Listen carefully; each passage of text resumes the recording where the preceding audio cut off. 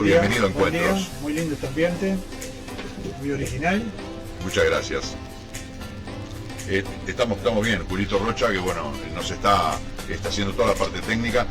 Se nos ocurrió hacer esto porque era un ambiente común, donde la gente está transitando, donde estamos conversando con la gente que nos sigue a través de las redes, donde la gente puede interactuar, puede preguntar, puede acercarse, puede escuchar, porque de alguna manera también es una forma de divulgar el conocimiento, ¿no? Ahora, tanta tecnología, ¿hacia dónde nos lleva la tecnología? Cuando tú haces la pregunta, seguramente el televidente y Sí. oyente, porque es una realidad nueva justamente, puede pensar sobre todo en las tecnologías de las comunicaciones y de Las TICs. las TICs, las llamadas TICs. Pero en realidad cuando decimos ¿a dónde nos lleva la tecnología? Por ejemplo, uno tendría que decir a dónde nos lleva la siembra directa en el campo, a dónde nos lleva los chips en el ganado para la producción cárnica, a dónde nos lleva las técnicas intrafrigoríficos para garantizar que el proceso de generar una media res y los distintos cortes sean exitosos, sean luego adecuados para la venta y exitosos en la venta. Es decir, la tecnología muchas veces se lo reduce a los temas de la TIC, y la tecnología está presente en nuestra vida en todo. Está presente, por ejemplo, cuando decimos, yo recién comentaba, cuando usamos un microondas. Hace 40, 50 años un microondas, cuando empezaron a aparecer los primeros microondas, todo el mundo decía, este aparato raro, y se decía que la comida iba a quedar mal usando el microondas. La mayor parte de la gente ni se acuerda de eso, pero se decía, o sea, y eso fue un cambio en nuestra manera, por ejemplo, de cocinar. Entonces, cuando decimos tecnología, estamos diciendo la aplicación de conocimiento para producir productos, para modificar procesos que nos permitan mejorar las condiciones de vida, es decir, transformar de alguna manera la realidad que es típica o es característica del humano desde que es humano caminando por la tierra, digamos.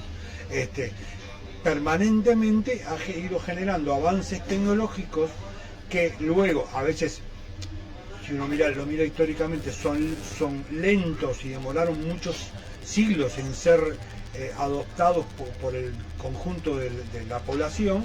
En otros casos son muy rápidos, y justamente lo que tienen de nuevo en nuestra época es esa rapidez del cambio tecnológico, y eso es lo que nos parece como que vino la tecnología, pero en realidad la tecnología siempre existió como producción humana, y lo que ha cambiado es la velocidad de los cambios tecnológicos que están ocurriendo hoy. O sea, apenas estamos saliendo de uno y adaptándonos a una nueva situación, ahí aparece un nuevo cambio con sus nuevos paradigmas, y que nos desafía y nos pregunta, bueno, ¿y esto nuevo cómo es? ¿Cómo nos vas a afectar en la vida? ¿Cuál es la ventaja que nos genera? ¿Y cuál es la desventaja posible o potencial que pueda generar? ¿La desventaja está dada por el propio ser humano? ¿La utilización que haga? Bueno, eso también, por supuesto. Eso tiene que ver, hay el típico ejemplo, cuando dice el invento del cuchillo, en términos o el martillo. Claro, o el martillo, en términos de desarrollo humano, de los humanos más primitivos, para su desarrollo fue clave para modificar y transformar realidad e interactuar y adaptarse a un medio ambiente hostil que tenía que ir adecuándolo para vivir mejor y sobrevivir. Luego puede pasar desde esa función a la función de matar a alguien con un martillo o con un cuchillo. Entonces, ahí tenés un buen ejemplo de cómo. Entonces, con las nuevas tecnologías sucede lo mismo. Podemos usar las nuevas tecnologías de tal manera que mejoren nuestras condiciones de vida y como sociedad y como individuos, o también puede pasar que nos genere procesos inadecuados, alienaciones, efectos negativos en el desarrollo de las personalidades, etcétera, y es un tema que siempre está en debate y en discusión. Cuando puede pasar el COVID, creo que el COVID, la pandemia fue muy importante en términos de la vida social, no solo porque generó que varios miles de uruguayos murieran, sobre todo en el año 2021, pero sino que fue importante porque nos desafió en cómo resolver una problemática que nos afectaba a todos, y eso tuvo mucho que ver con la posibilidad de respuesta a esa problemática. Entonces, pongamos el ejemplo, seguimos con el ejemplo del COVID. ¿Qué pasó con...? Es decir, necesitamos una vacuna, no tenemos una vacuna y necesitamos una vacuna. Y tenemos que producirla rápidamente porque es la forma más segura que tenemos de combatir o de controlar la enfermedad. Y bueno, y ese es un ejemplo típico como la ciencia, que estaba acumulado un conocimiento que tenía 20 o 30 años de desarrollo en torno a algunas características de un hipotético uso para vacunas de una forma determinada, que había desarrollado unos científicos, pero que no estaba siendo aplicada, ¿no? Básicamente no se aplicaba. Cuando viene la pandemia dice, pero este conocimiento, y ahí estamos hablando de ciencia, creación de un conocimiento sin que aparentemente en primera instancia tenga aplicabilidad, y sin importar que no tenga aplicabilidad en una primera instancia, pero hablando de creación científica, pasamos a una situación a desarrollo tecnológico donde transformamos ese conocimiento para generar un producto que que nos va a poder actuar de una forma determinada, que en este caso era la vacuna en particular, ¿no? Y entonces ahí vimos cómo y hubo que procesar en un año prácticamente y poco, una serie de procesos que tienen que ver con lo que es creación de conocimiento, que para que el conocimiento sea transmisible, para que sea aceptable, tiene que cumplir determinados requisitos, y entre ellos, bueno, ver la viabilidad de que no afecte más de lo que cura, etcétera, etcétera, etcétera. Y entonces tuvo que hacer ese proceso rápidamente, comprobar, usar, de alguna manera, utilizar las técnicas de comprobación médica, que es verificar el efecto en situaciones sucesivas de cómo va ocurriendo, hasta finalmente decir, bueno, ahora sí vamos a difundirla, y millones.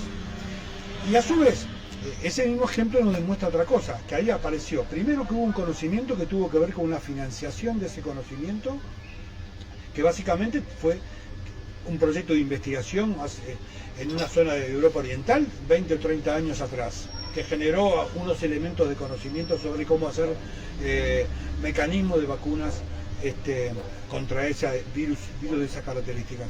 Y posteriormente hubo que financiar con el Estado, y ahí aparece el Estado financiando para poder hacer rápidamente ese proceso de transformación de ese conocimiento en algo tecnológico. Me da el pie para hacerle dos preguntas. Una, recién lo mencionó, el tema de la velocidad con la que están ocurriendo los cambios, claro, ¿no? Que todo el tiempo decimos, pensar que hace 10 años tal y tal cosa no existía, pensar que hace 15 años ni hablábamos de redes sociales y hoy son una cosa dominante. Entonces, ¿cuál es la explicación de esa velocidad? Si es en función de la ley de oferta y demanda. No, bueno, no, interviene sí, pero es el humano, la velocidad que tiene el humano en ir construyendo capacidades y conocimiento que cada vez se multiplica más rápido porque se expande.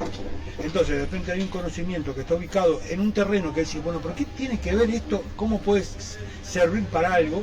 Y en otro lado hay alguien que toma ese conocimiento y lo transforma en algo que el que lo creó originalmente no tenía ni idea que podía tener esa aplicabilidad. Claro. O sea, pongamos un ejemplo que de repente todo el mundo conoce, ¿no?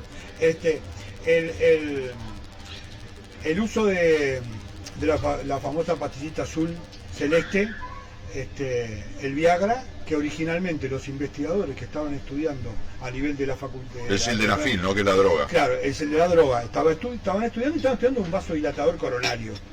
Y resultó que no tenían, el resultado que no tuvo nada que ver con el uso original, y así hace bastante. Un hallazgo accidental. Bastante dinero se hace con ese conocimiento, con el producto y la patente, etcétera.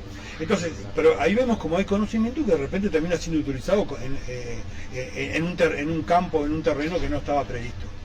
Y eso nos habla de la ciencia, por eso que nos habla, cuando hablamos de ciencia y tecnología e innovación, muchas veces tenemos que hacer calificar. Ciencia es producir conocimiento, que no necesariamente tiene un fin.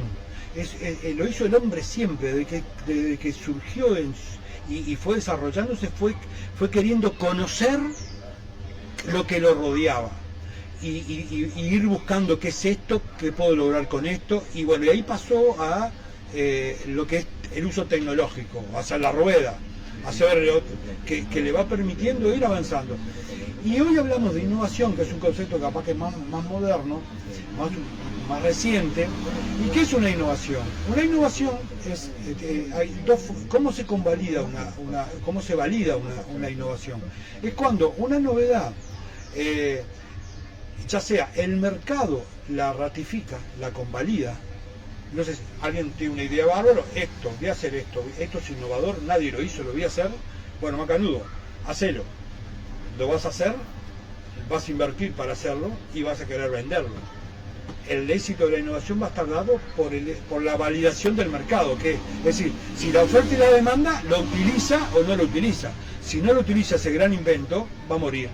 Y será una tecnología generada que no fue innovadora. Y me gustaría preguntarle, porque bueno, Edgardo escribe en La Diaria, tiene una serie de columnas muy interesantes, y hay una que tiene que ver con lo que estamos hablando y que yo le quería preguntar, porque sé que además ustedes, muchos se preguntan qué se hace, pues es una parte importante, ¿no? Decálogo de 5 años de incompetencia en políticas científicas. Sí. Bueno, no es el momento hoy sábado. Bueno, en la vera de entrar en los detalles. No había reparado en ese detalle. Es un detalle no menor. Es verdad. Bueno, sí, en realidad las redes están por fuera de lo que es la vera, que además la vera implica solamente publicidad proselitista, ¿no? Pero le damos la importancia que tiene, o sea... sobre eso sí podemos decir que es más general. Es decir, en el Uruguay la ciencia y tecnología estaba reducida hasta antes de la dictadura en la universidad. Y después de la dictadura, que la dictadura lo destruyó, todo lo que es las capacidades humanas y infraestructurales que se habían desarrollado, hubo que recrearla a partir del año 85 y hubo recreación. Pero siguió estando bastante reservada al ámbito de los investigadores universitarios. Recién es a fin de los 90. Entonces ¿qué pasaba? Por ejemplo, la comisión de la Cámara de Diputados o la Cámara del Senado no tenían una comisión específica de ciencia y tecnología. Y es un buen dato decir que la política como que no le daba interés al estudio de la ciencia y tecnología.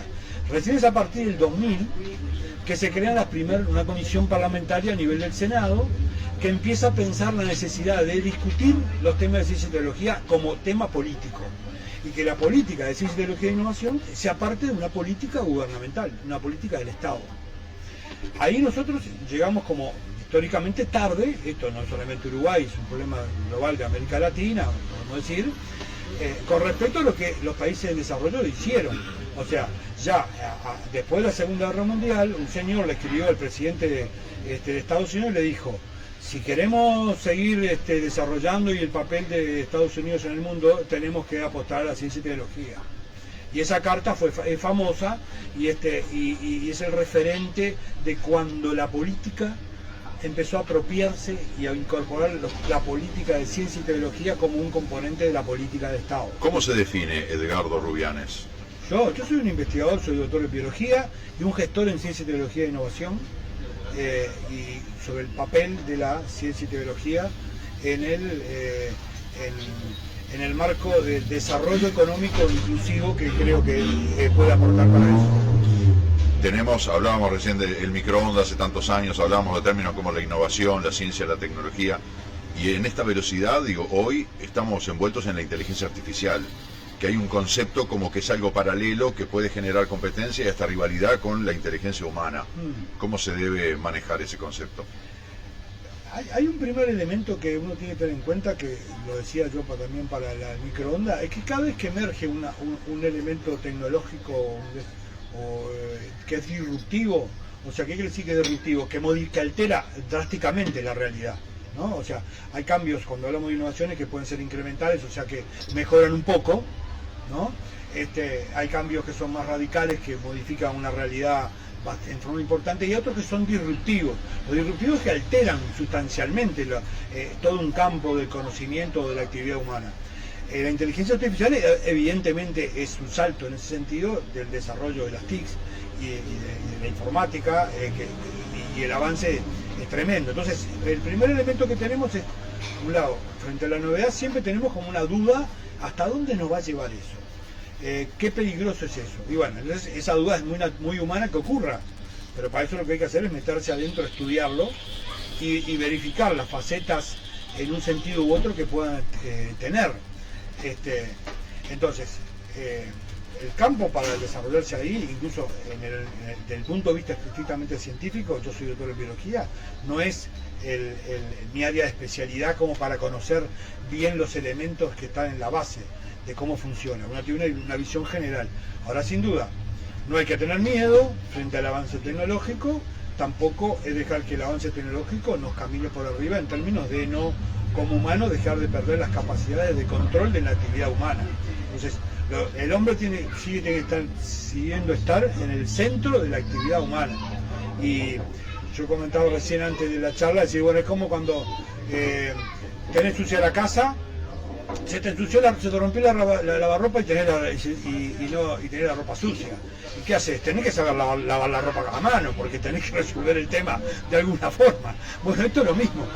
La tecnología tiene que estar al servicio del humano, pero hay que conocerla y hay que tener las capacidades humanas que creo que siguen siendo superiores a lo que en el fondo realizan todos estos avances tecnológicos, que en realidad utilizan conocimiento humano, ¿no? A partir del conocimiento humano, pero se procesa determinados mecanismos y algoritmos, etcétera, que posibilitan generar un producto, pero está nutrida por lo que es conocimiento humano que le dio origen y datos humanos. ¿Y por qué está ese temor sobrevolando de que, paremos los desarrollos de inteligencia artificial porque nos podrían estar superando, como han dicho los grandes popes de la inteligencia artificial, OpenAI, sí, que han dicho, cuidado, bajemos, lo que sí es frenemos cierto, los proyectos? Bueno, no, a mí me parece que está bien el controlar los procesos. Y lo que se hace es eso, no dejar que el proceso se desarrolle sin control, ¿no? Controlar el proceso, que la sociedad humana controle los procesos de alguna manera y las pautas de cómo se dan, y no permitir, por ejemplo, un terreno, porque está muy vinculado a lo mío, que yo trabajé en biología reproductiva, el tema de los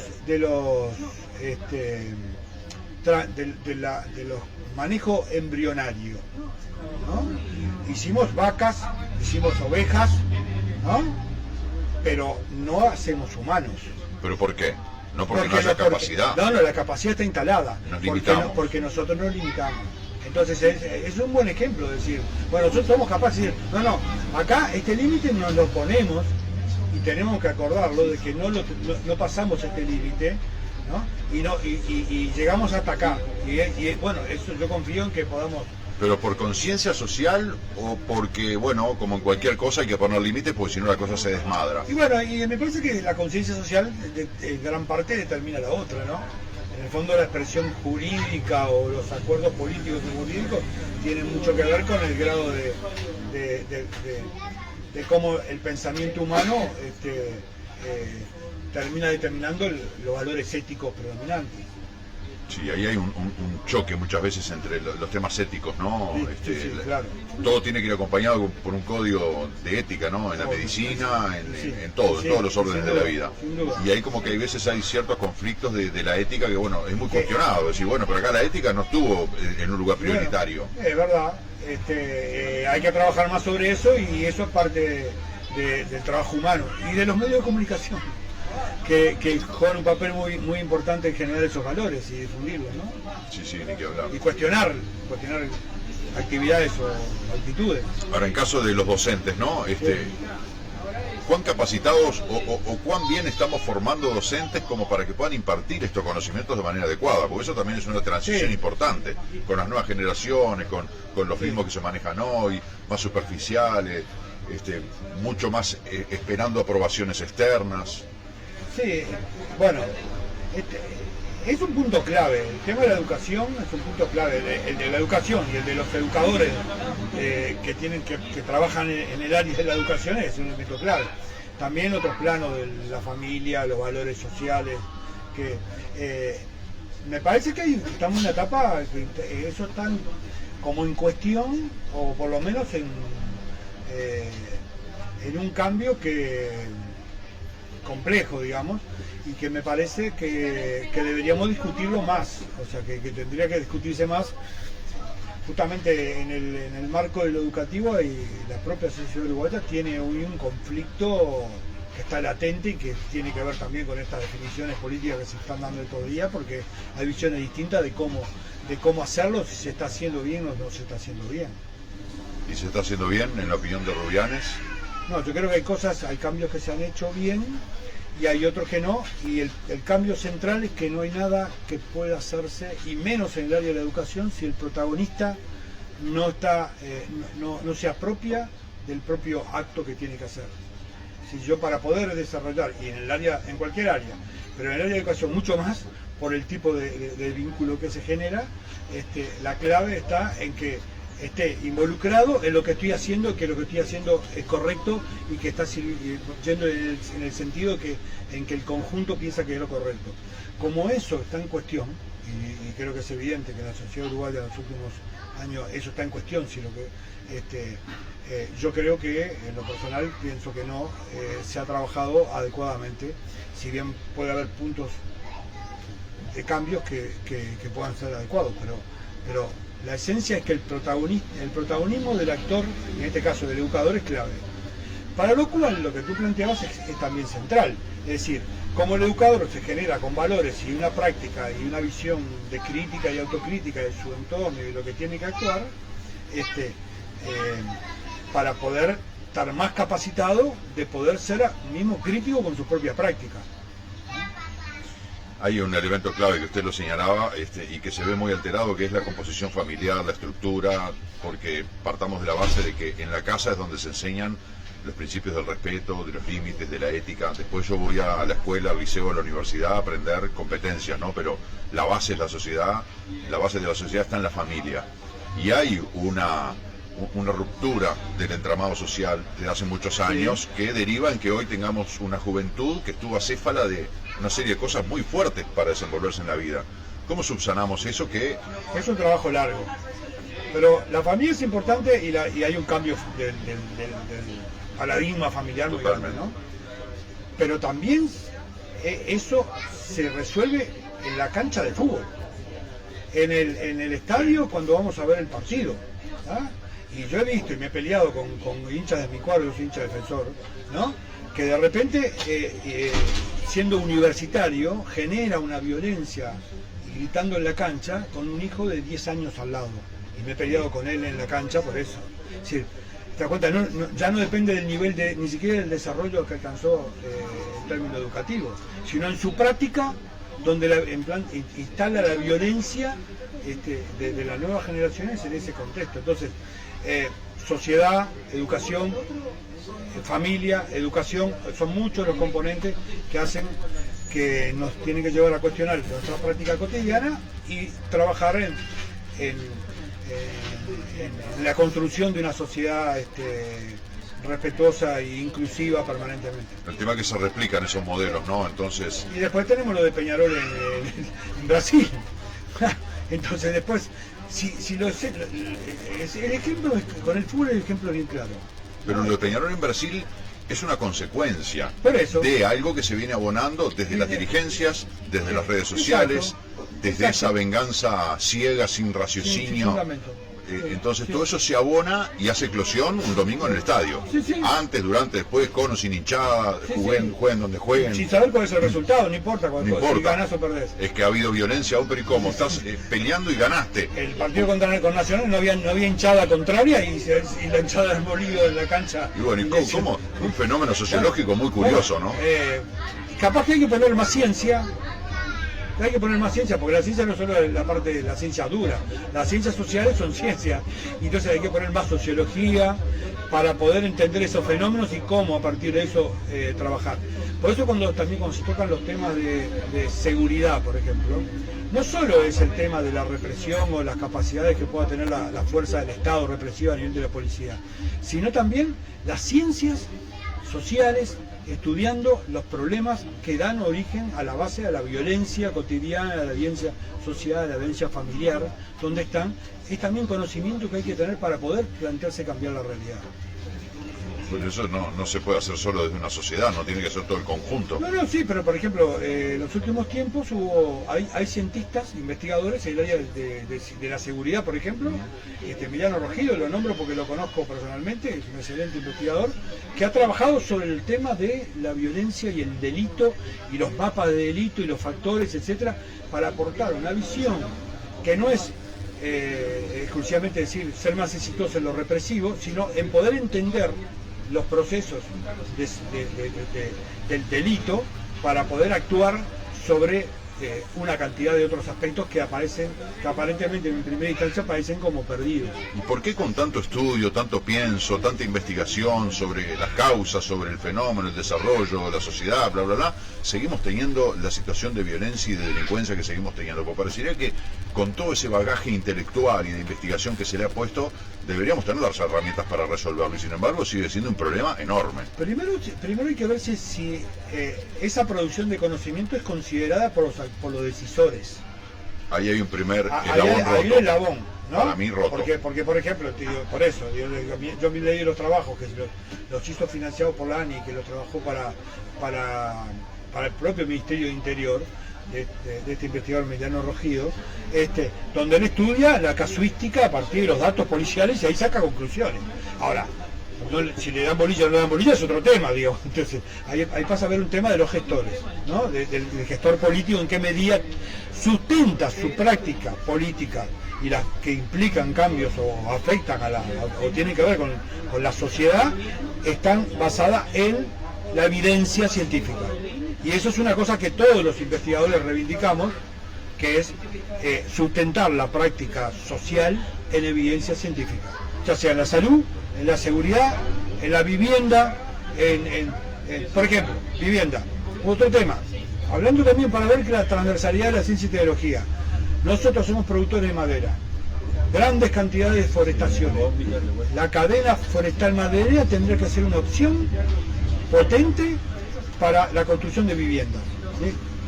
No tenemos la investigación nacional suficiente para saber cómo nuestras maderas pueden ser utilizadas para utilizar viviendas de madera. O sea, ahí nos falta rápidamente avanzar en ciencia y tecnología. Como en su momento nos costó avanzar en ciencia y tecnología para energías alternativas. Ahí se logró y se cambió la matriz energética. Tiene que funcionar como una orquesta, todo en sintonía, ¿no? Si desentona un instrumento, ya la partitura y la pieza musical no funciona. Exacto. Habría que investigar también, pero bueno, vamos a invitarlo de vuelta, Edgardo, porque la verdad está muy interesante escuchar de un investigador, de alguien que tiene este pensamiento crítico desde el punto de vista académico, etcétera, como para por lo menos tratar de comprender algunas cosas que están sucediendo y los caminos que debemos tomar para tener una vida mejor, si se quiere. Exacto. Un placer tenerlo en este encuentro. Un placer para mí y muchas gracias por la invitación. Muchas gracias, hasta pronto.